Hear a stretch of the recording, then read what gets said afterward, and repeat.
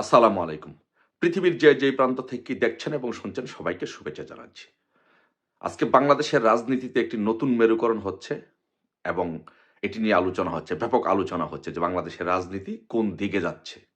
এটা সৃষ্টি হয়েছে বেগম খালেদা জিয়াকে নিয়ে।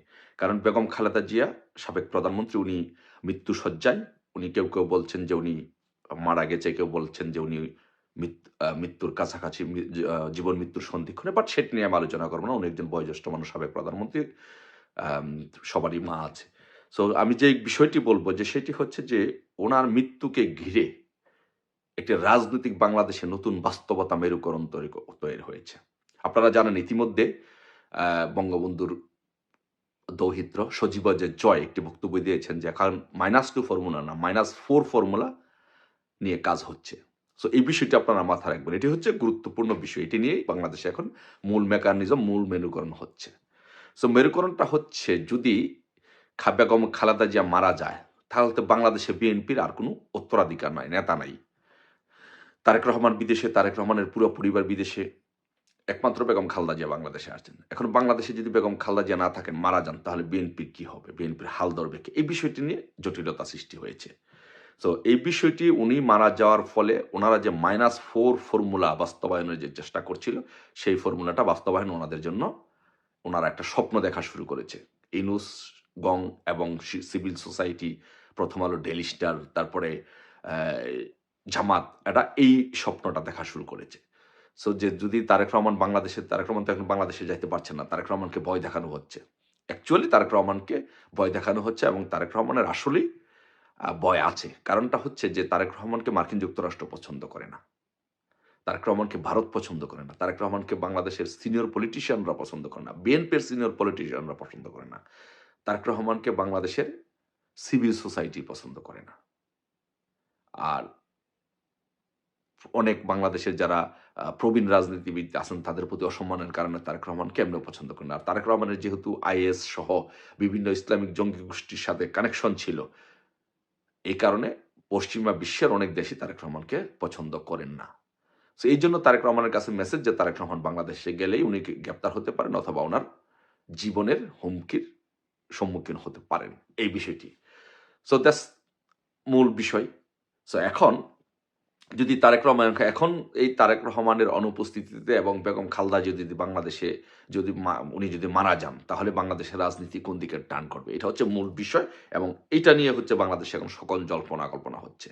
সো বেসিক্যালি ওরা যেটা চাচ্ছে, ইউনূস, গং এবং সিভিল সোসাইটি যারা সংস্কার করে বিভিন্ন সময় -2, -4 ফর্মুলা। আগে ছিল বেগম খালেদা জিয়া এবং শেখ হাসিনা, এই ২ জনকে -2 করার একটা ফর্মুলা। এখন শুরু হয়েছে শেখ হাসিনা, সজীব ওয়াজেদ জয়, বেগম খালেদা জিয়া এবং তারেক রহমানের 4 ফর্মুলা নিয়ে এখন এই আগের সেই ২০০৭ সালের যেই চক্র ছিল, সেই চক্র আবার কাজ করছে। তো এখন যেটা হচ্ছে যে বিএনপিকে চাচ্ছে ওরা যদি বেগম খালেদা জিয়া মারা যায়, তাহলে ওরা যেটা করবে, মির্জা ফখরুল ইসলাম, যেটা পর্দার আড়ালে যে আলোচনাটা চলছে সেটা হচ্ছে মির্জা ফখরুল ইসলামকে পার্টির চেয়ারম্যান এবং সালাউদ্দিনকে সাধারণ সম্পাদক করে ওরা বিএনপি পরিচালনা করার জন্য বিএনপির দায়িত্ব দেওয়ার জন্য, বিএনপি পরিচালনা করার জন্য এবং তাদের যে -4 ফর্মুলা, সেই ফর্মুলা বাস্তবায়নের জন্য একটা পরিকল্পনা নিয়ে আগাচ্ছে। এটা হচ্ছে বাংলাদেশের রাজনীতির নতুন বাস্তবতা, নতুন মেরুকরণ। নির্বাচনের কথা বলছেন তো? নির্বাচন হচ্ছে না। নির্বাচন হচ্ছে না। হচ্ছে -4 ফর্মুলা বাস্তবায়নের সকল কৌশল, সকল প্ল্যান, পরিকল্পনা হচ্ছে কিভাবে -4 ফর্মুলা বাস্তবায়ন করা। বাংলাদেশে নির্বাচন হচ্ছে না।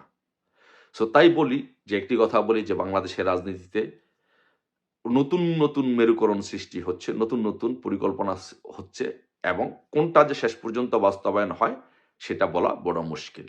আপাতদৃষ্টিতে এই মেরুকরণ বাস্তবায়নের দিকে যাচ্ছে যে খালেদা জিয়া যদি মৃত্যুবরণ করেন, তাহলে তারেক রহমানকে ওরা বাংলাদেশের রাজনীতি সিন আউট করে দিতে চায়।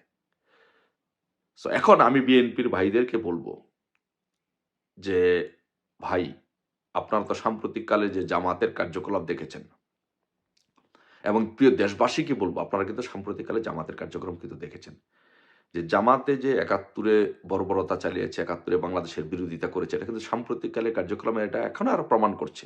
এরা কিন্তু মুক্তিযুদ্ধকে অস্বীকার করতে চায়, এরা কিন্তু ৩০ লক্ষ শহীদ নিয়ে বিতর্ক তৈরি করতে চায় এবং ২৪কে ৭১-এর মুখোমুখি দাঁড় করাতে চায়। এরা হচ্ছে এই ৭১-এর পরাজিত শক্তি। এখন এই ৭১-এর পরাজিত শক্তি মিলে চাচ্ছে বাংলাদেশের যেই আওয়ামী লীগের যেই এস্টাবলিশমেন্ট, সেই এস্টাবলিশমেন্টকে, মুক্তিযুদ্ধকে ভেঙে চুরে দিতে, বিএনপিকে শেষ করে দিতে, দিয়ে তারা নতুন ধারায় বাংলাদেশের তালেবানি কায়দায় একটা ইসলামিক জঙ্গি রাষ্ট্র প্রতিষ্ঠিত করতে চায়। সো বিএনপির ভাইদেরকে বলবো, আপনাদের সেই জিনিসটা বুঝতে হবে। রাজনীতি বুঝুন। আমি ৫ই আগস্টের ঘটনার পরে আমি ৬ তারিখ, ৭ তারিখ, ৮ তারিখ ধারাবাহিক আমি এগুলো নিয়ে কথা বলেছি। তখনই বলেছি যে বিএনপিকে বাঁচতে হলে আওয়ামী লীগের হাত ধরেই বাংলাদেশে রাজনীতি করে আপনারা বাংলাদেশে গণতন্ত্র পুনরুদ্ধার করতে হবে। কিন্তু আপনারা সেটি শোনেন নাই। আপনারা খুশি হয়েছেন কি নিয়ে? টেম্পু স্টেশন দখল করেছেন, নগদ টাকা, সবজির দোকানের চাঁদা, ফুটপাতের দোকানে চাঁদা, লঞ্চ ঘাট, নৌকা ঘাট, খেয়া ঘাট, গোদারা ঘাট, আপনি যাই বলেন না কেন, আপনারা এইগুলো নিয়ে ব্যস্ত থেকেছেন। চাঁদাবাজি, আগে চাঁদা গেলে এক জায়গা থেকে, এখন একজনের কাছে, এখন আপনারা চাঁদা নিচ্ছেন ৪ জনে, মানুষের জীবনকে অতিষ্ঠ করে দিচ্ছেন। সো এই যে করে, এগুলো করে মানুষের মন থেকে খালেদা তারেক আউট। যেই দল নির্বাচনের আগেই তারা তাদের জনপ্রিয়তা দশ নামিয়েছে, এটা হচ্ছে বিএনপি। আপনারা সেই কাজটি করেছেন বাংলাদেশে। তো তাই এখনো বলবো যে যদি বাঁচতে চান, একমাত্র বাঁচার একমাত্র পথ হচ্ছে আওয়ামী লীগের নেতৃত্বে এই ইউনূসকে হটাতে হবে। আওয়ামী লীগের নেতৃত্বে যে ইউনূস বিরোধী চলমান আন্দোলন চলছে, বাংলাদেশ আওয়ামী লীগ যে আন্দোলন সংগ্রাম ঘোষণা করেছে, সে আন্দোলন সংগ্রামে আপনারা একাত্মতা পোষণ করুন। ইউনূসকে হটিয়ে বাংলাদেশে 111-এর মতো আবারও গণতন্ত্র পুনঃপ্রতিষ্ঠা করতে হবে, নির্বাচনের দিকে যেতে হবে। সেটা করতে হলে একমাত্র আপনারা পারবেন না, আপনাদের নেতা নাই। বেগম যে বললাম তো, -4 ফর্মুলা বাস্তবায়নের জন্য আর এক ধাপ এগিয়ে গেছে। বেগম খালেদা জিয়া মৃত্যুসজ্জা যে কোনো মুহূর্তে চলে যেতে পারে, তারেক রহমান আর বাংলাদেশে যেতে পারছেন না। আপনারা যেই স্বপ্নই দেখেন না কেন, এই কাপুরুষ আর বাংলাদেশে যাচ্ছে না। সো তাই বলবো যে আওয়ামী লীগের নেতৃত্বে যে আন্দোলন সংগ্রাম চলছে, চলমান আন্দোলন সংগ্রাম, সেই আন্দোলন সংগ্রামে একাত্মতা প্রকাশ করুন। আওয়ামী লীগের নেতৃত্ব মেনে নিয়ে বাংলাদেশে আন্দোলন সংগ্রামের মাধ্যমে গণতন্ত্র প্রতিষ্ঠা করুন। ধন্যবাদ সবাইকে। ভালো থাকুন। জয় বাংলা, জয় বঙ্গবন্ধু।